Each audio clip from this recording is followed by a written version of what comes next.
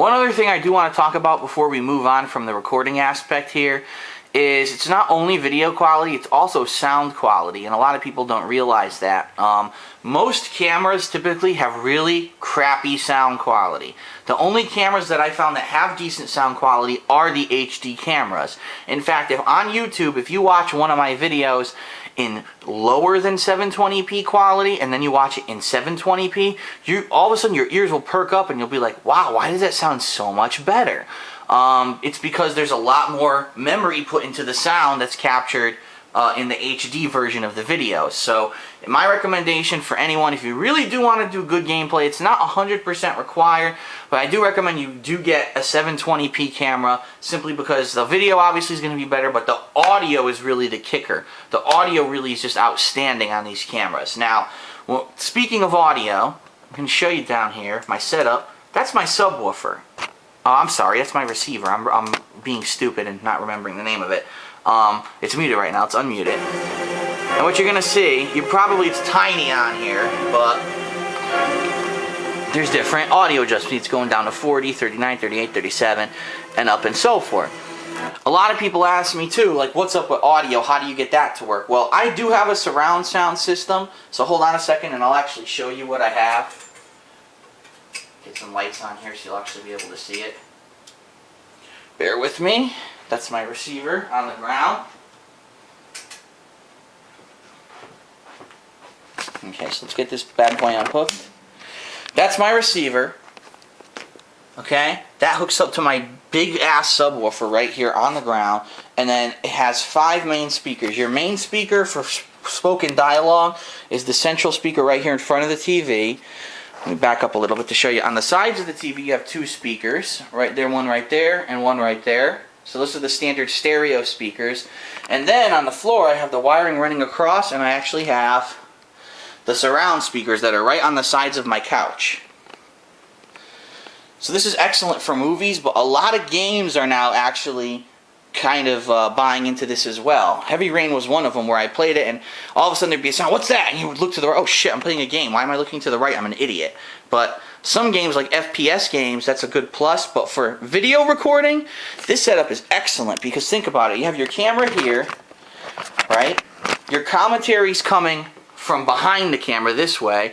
Your audio's coming from the front of the camera this way, and sometimes you'll even get the ambient sound coming in from the sides, the surround. Now that obviously you don't get that effect from the camera, even in the HD version of the videos, because the camera only has 1 speaker. But it's still pretty cool to be able to hear all those sounds when you're playing the game. Now don't worry, don't worry, it doesn't necessarily ruin the game or anything like that if you don't have the capability to have surround sound.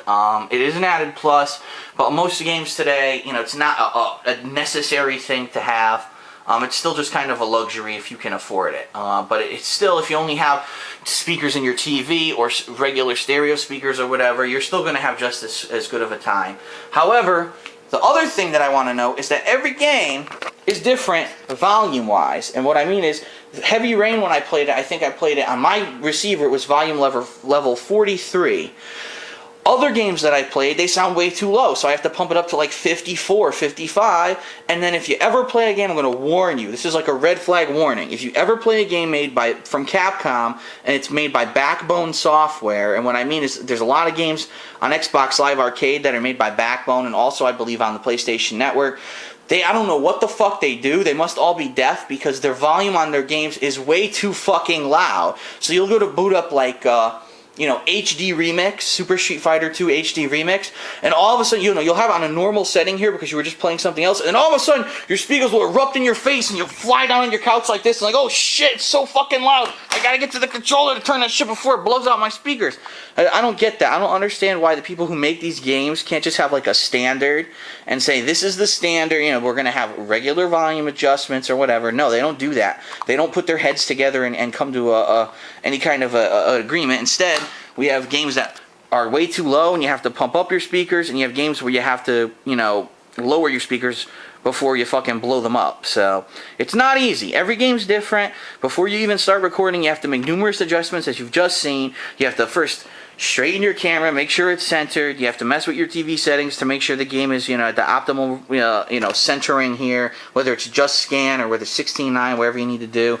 Then you need to actually go into the game, go into a game screen, not to the main menu, but to the game screen like this game screen here. You have to adjust the brightness settings, the gamma settings, then you have to adjust your TV settings to try to get your TV to optimal settings, and then you have to adjust the volume. So all this, and I haven't even started playing the game yet. Just think about that. I just spent, what, 25 minutes doing adjustments, and I haven't even pressed fucking play yet. So that's what you really have to do if you want to get the best quality videos.